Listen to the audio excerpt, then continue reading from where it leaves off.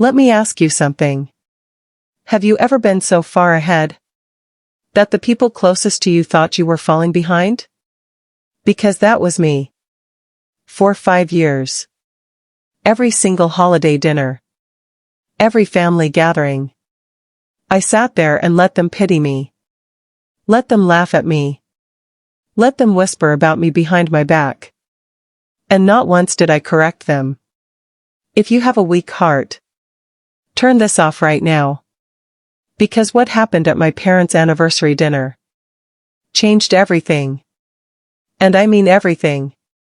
It was a Friday night in November. Cold outside.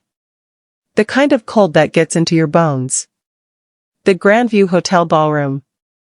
The most expensive venue in the city. 200 guests. White roses on every table. Gold-trimmed china. Hundreds of crystal pendant lights hanging from the ceiling. And champagne. Champagne everywhere. Except in my glass. I was drinking water. I was sitting at the family table in a simple black dress. I bought it at an outlet mall. My older sister Victoria was across from me.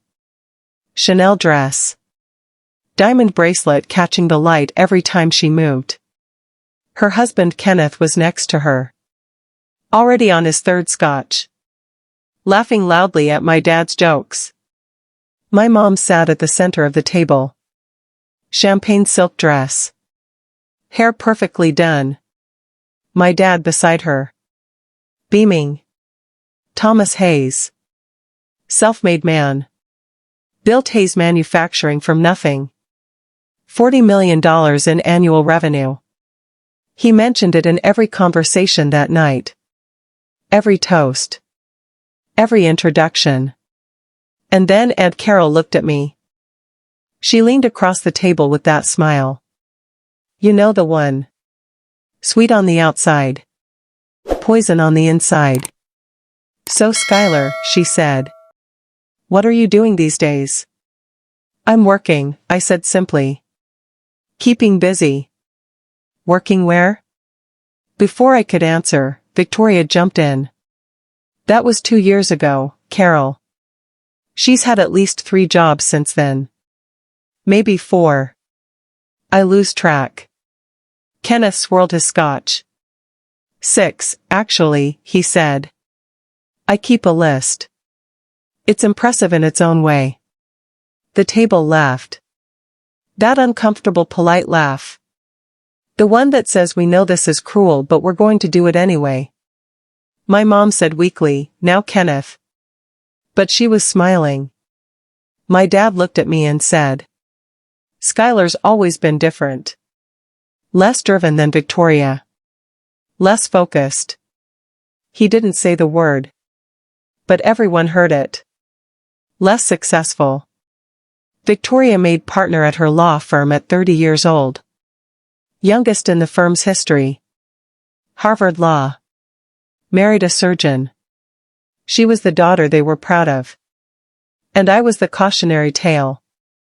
Or so they thought. Friends, right here is where I need to stop and tell you something.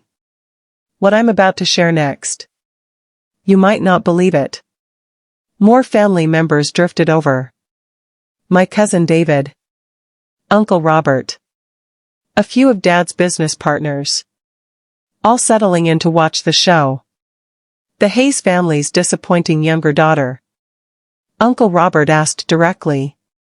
So what is it this time, Skylar? What job are you doing now? I took a slow breath. Set my water glass down. Corporate management, I said. Victoria laughed. Sharp. Like breaking glass. Corporate management, she repeated. That's not a real answer. What does that even mean? I manage corporate operations and strategy, I said. For what company? Dad asked. Skepticism dripping from every word. Another startup that'll fold in 6 months? No, I said. I've been with the same company for 5 years. The table went quiet. Victoria's smile faltered. Just slightly. 5 years? Mom said, hope flickering in her voice. Skylar, why didn't you tell us? You never asked, I said. Silence. What's the title? Victoria pushed. Her lawyer instincts kicking in. Something was off about this conversation. She could feel it. I paused for exactly 1 second. Then I said it. Calm. Quiet. CEO. What happened next? I'll never forget it as long as I live. 200 people in that ballroom. But right then? Complete silence at our table. Dad repeated it slowly. CEO. Like the word didn't make sense to him. You're claiming you're a CEO? Not claiming, I said. I am. Had been for 5 years. CEO of what exactly? Victoria snapped. Some tiny startup? A 10-person operation running out of a garage? Something like that, I said. Though we outgrew the garage around year 2. Kenneth laughed. So you run a small business, he said. That's cute, Skylar.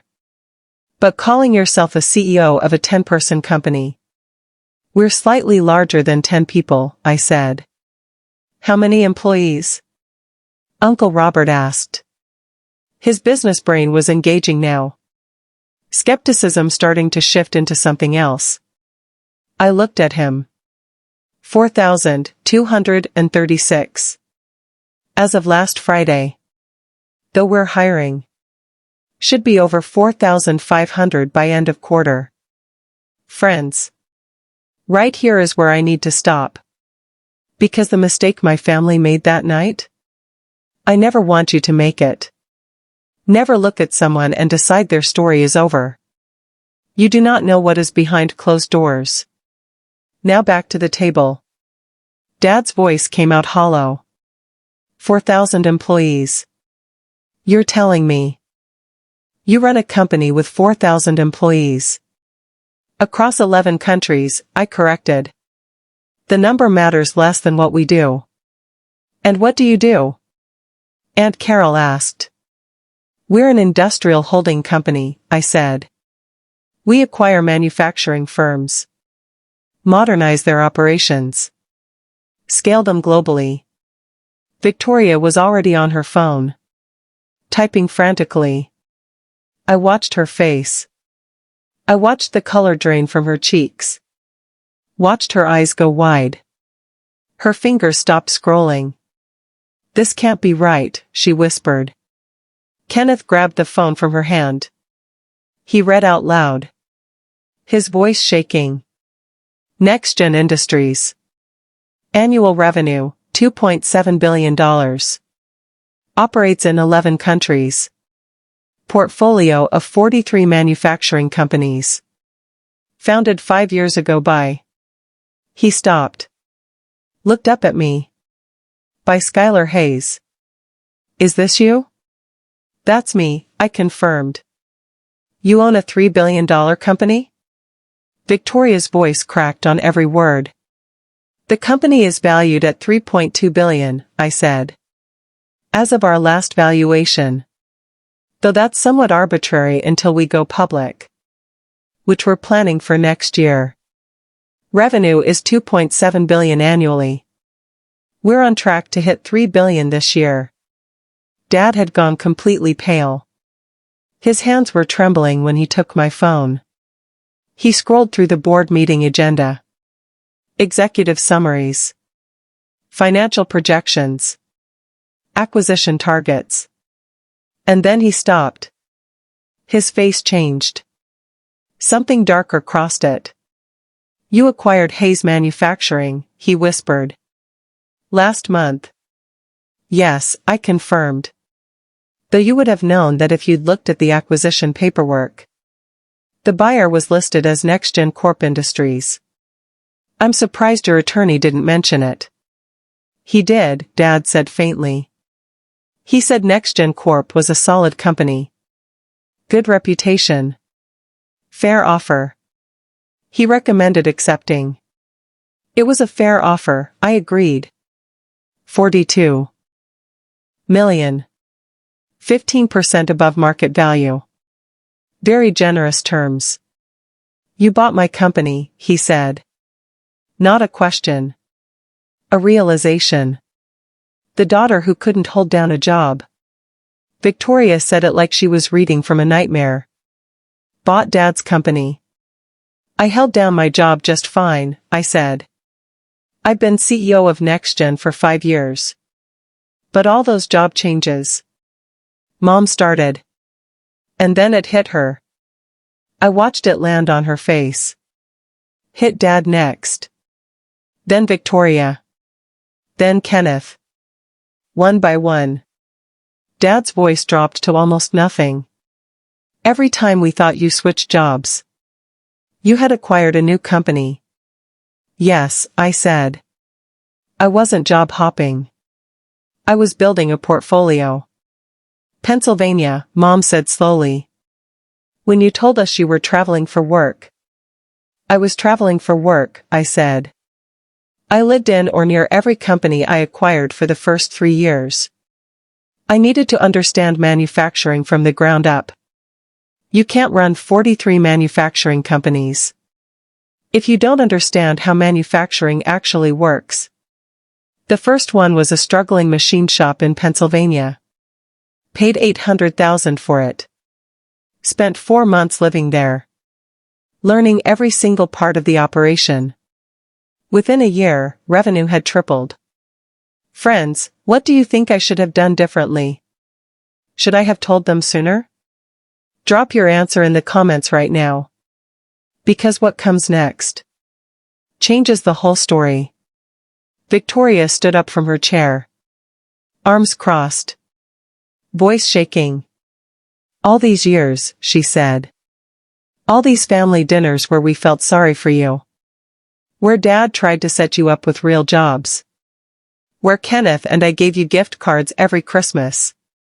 $500 each year. To help you out. And this whole time. She couldn't finish the sentence. What did you do with the gift cards? Kenneth asked quietly. I looked at him. I donated them. I said. To manufacturing worker relief funds. Seemed appropriate. Kenneth sat back in his chair. Let out a long breath. Then he laughed. Not a funny laugh. The kind of laugh that happens when reality hits too hard to process. Of course you did, he said. Of course. You made fools of all of us, Victoria snapped. No, I said. Still calm. Still seated. You made assumptions. I just didn't correct them. That's the same thing. It really isn't, I said. I never lied. Not once. I told you I was in corporate management. True. I told you I traveled frequently for work. True. I told you I was busy. True. You filled in the rest with your own story. You chose the narrative. Victoria's face flushed red. You deliberately let us believe you were struggling. Why? I asked. So you could change how you treated me? So instead of pitying poor Skylar, you could claim credit for successful Skylar? So you could tell your friends about your impressive sister, instead of your embarrassing one? Silence. Dead silence. Honestly, I said. I preferred the version of this family that thought I was struggling. At least that version was honest. Now I get to watch all of you rewrite history. We always knew Skylar was special. We always believed in her. We're so proud. The prediction hung in the air like smoke. And every single person at that table knew I was right. Dad set my phone down on the table. Very carefully. Like it was made of glass. He was quiet for a long time. When he finally spoke, his voice was different. The confidence was gone. All of it. Skylar. For 5 years I treated you like a failure. Made jokes at your expense. Pitied you. Tried to give you advice you never needed. And you were building something I can't even comprehend. I owe you an apology. A massive one. Apology noted, I said. Can you forgive me? He asked. I looked at him for a long moment. I don't know yet, Dad. But I want to ask you something. Can you actually change? Can you stop measuring people's worth by traditional markers? Can you see value in a path that doesn't look like yours? He nodded slowly. I can try, he said. Then maybe that's enough, I said. Maybe. Hayes Manufacturing, Dad said quietly. You could have shut it down. Stripped it for parts. Made a quick profit and walked away. I could have, I agreed. But that's not what we do. We build. We don't destroy. The $12 million you're investing. He started. The workforce expansion. That's real? Very real, I said. New machines. Upgraded IT infrastructure. Lean manufacturing consultants coming in. Your company will be more efficient, more competitive, more profitable. And we're hiring. 40% workforce increase over 3 years. His eyes filled. I saw it happen. This man who built a $40 million company from nothing. This man who spent 5 years publicly embarrassing his own daughter. His eyes filled with tears. You're saving my company, he whispered. It's not your company anymore, I reminded him gently. But yes. We're going to make it thrive. That's what we do. Mom reached across the table and took my hand. 30 years of marriage, she said softly. And on our anniversary, we find out our daughter is more successful than we ever dreamed. Success isn't a competition, Mom, I said. I know, she said. But I need you to know something. I am so proud of you. Not because of the money. Not because of the company. Because of who you are. You had every reason to expose us. To humiliate us. To walk away. And instead you saved your father's life's work. You protected 4,000 jobs. You did it quietly. Without asking for anything. I looked around that table. At the faces I had grown up with. The faces that had laughed at me for 5 years. And what I felt in that moment wasn't anger. It wasn't bitterness. It was something I didn't expect. It was peace. Because here's what they never understood. I didn't build NextGen to prove them wrong. I built it because I believed in something. 4,000 people go home to their families every night. Because of what I built. 43 companies that would have shut down. Are now thriving. That is worth more to me than any valuation. Any stock price. Any fortune list. And standing there in that ballroom. With my father's tears and my mother's hand in mine. I realized something. The silent ones? We always win in the end. But I want to leave you with one final thought. The people in your life who underestimate you? They are not your enemies. They are your fuel. Every joke they made at my expense. I turned into motivation. Every time they laughed. I went back to work. Every time they pitied me. I made another acquisition. So if someone in your life has counted you out, good. Let them. Because the day they find out the truth will be the most satisfying moment of your life. I promise you that. Now if this story hit different for you, I have another one on my channel right now. A woman who was written out of her family's will. Only to discover she already owned everything. Click it. Trust me. You won't regret it.